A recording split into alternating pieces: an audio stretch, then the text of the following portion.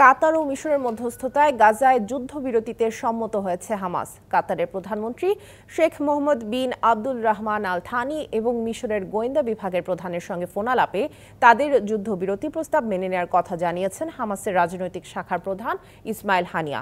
তবে যুদ্ধবিরতি চুক্তি নিয়ে এখনও কোনো প্রতিক্রিয়া জানায়নি ইসরায়েল।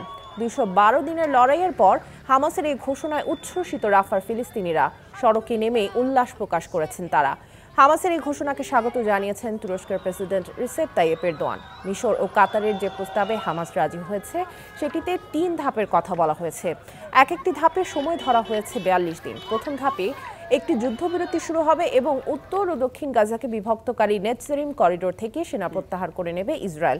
দ্বিতীয় ধাপে সামরিক অভিযান স্থায়ীভাবে বন্ধ করা এবং গাজা থেকে পুরোপুরি ইসরায়েলি সেনা প্রত্যাহার করা হবে। আর তৃতীয় ধাপে গাজায় ইসরায়েলের অবরোধ তুলে নেওয়ার কথা বলা আছে। 1, 2, 3 ঢাকায় জমি জিতে নিন 100% ক্যাশব্যাক সহ 20 কোটি টাকার পুরস্কার।